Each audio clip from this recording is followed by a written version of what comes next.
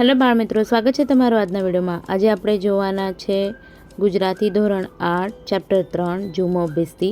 તો ચલો શરૂ કરીએ। પ્રશ્ન 1, નીચેના પ્રશ્નના ઉત્તર માટે આપેલા વિકલ્પમાંથી સાચો ઉત્તર શોધીને તેનો ક્રમ અક્ષર પ્રશ્ન સામે લખો।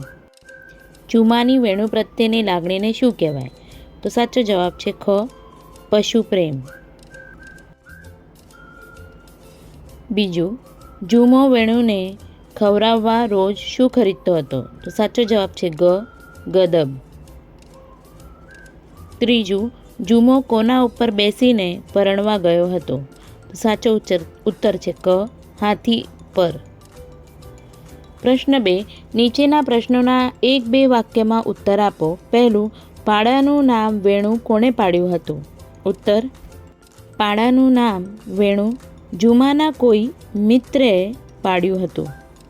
બીજું, વેણુનો બચાવ શક્ય ન લાગતા જુમાએ શો નિર્ણય કર્યો છે? ઉત્તર, વેણુનો બચાવ શક્ય ન લાગતા જુમો વેણુની સાથે મોતને ભેટવાનો નિર્ણય કરે છે। ત્રીજું, જુમા સાથેની દોસ્તી અંત સમયે વેણુ કેવી રીતે નિભાવે છે? ઉત્તર, અંત સમયે પોતાની ગોદમાં ભરાઈને બેઠેલા જુમાને વેણુ માથું મારીને પાટાથી દૂર ફેંકી દે છે। આ રીતે અંત સમયે વેણુ જુમા સાથેની પોતાની દોસ્તી નિભાવે છે। પ્રશ્ન 1, નીચેના પ્રશ્નોના ઉત્તર લખો। એમાં પહેલું છે, જુમો અને વેણુ દિવસ દરમિયાન શું કરતા હતા? ઉત્તર, દિવસ દરમિયાન જુમો અને વેણુ બચાવવા પીઠ ઉપર મોટી મોટી મશક ભરીને સવારના 5 વાગ્યામાં નીકળી પડતો। બારણે પાણી ભરી દીધા પછી જુમો ને વેણુ બંને પાછા વળતા। જુમો રસ્તામાંથી 1 પૈસાના ગાજર ને ટામેટાં કે ભાજી પોતાના શાક માટે અને વેણુ માટે બથ ભરીને ગદબ ખરીદતો। પાછા વળતા વેણુ ગદબ ખાતો। પછી જુમો બપોરથી છેક સાંજ સુધી હોકો ગગડાવ્યા કરતો અને વેણુ માખીને ઉડાવવા કાન ફફડાવતો, આંખ મીચીને ઊંઘી જતો અથવા જાગતો પડ્યો રહેતો। પછી સાંજે જુમો અને તે ફરવા નીકળતા અને નદીના કાંઠ સુધી જઈ પાછા વળતા। જુમાએ વેણુને બચાવવા કયા પ્રયત્નો કર્યા? ઉત્તર, જુમાએ વેણુને બચાવવા સૌથી પહેલાં પાટામાં ફસાયેલા વેણુના પગને આમ તેમ મરડીને બહાર કાઢવાનો પ્રયત્ન કર્યો, પણ તે ફાવ્યો નહીં।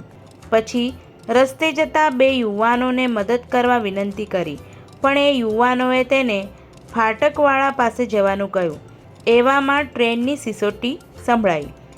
ઝપાટાબંધ ફાટકવાળાની ઓરડી પાસે જઈ તેણે વિનંતી કરી, સિગ્નલ ફેરવો, મારું જનાવર કચડાઈ જશે। પણ ઓરડીમાંથી ઘેર કોઈ ભાઈ માણસ નથી એવો બેદરકાર જવાબ મળતા જુમો નિરાશ થઈ ગયો। આમ જુમાએ પોતાના પ્રિય વેણુને બચાવવા અનેક પ્રયત્નો કર્યા। 3, વાર્તાના છેલ્લા વાક્યનું શું મહત્વ છે તે સમજાવો।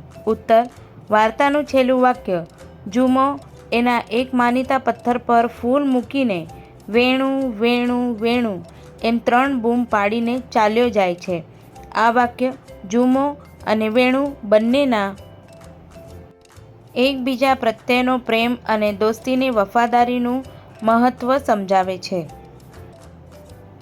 પ્રશ્ન 2, નીચેના પ્રશ્નોના ઉત્તર વિચારીને લખો। પહેલું, જુમાની જગ્યાએ તમે હો તો શું કરો?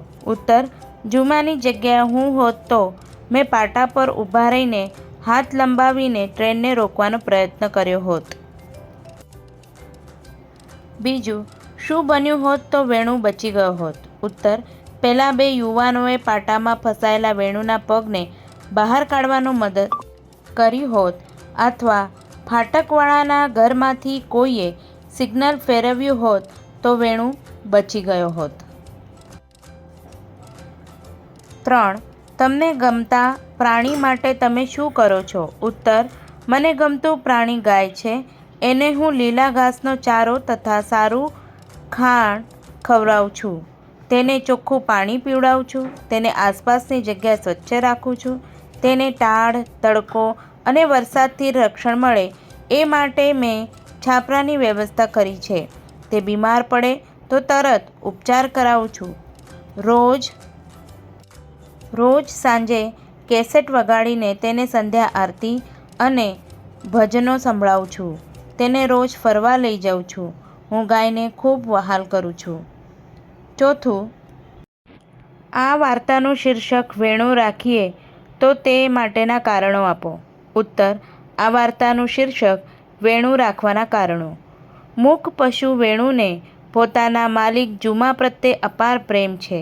એ બોલી શકતો નથી, પણ જુમાની વાણીમાં પ્રગટતા પ્રેમને એ સમજી શકે છે. વેણુ અંત સમયે જુમાને માથું મારીને પાટાથી દૂર ફેંકી દઈ બચાવે છે. એ જુમા પ્રત્યેની વેણુની વફાદારી અને નિસ્વાર્થ પ્રેમ સૂચવે છે.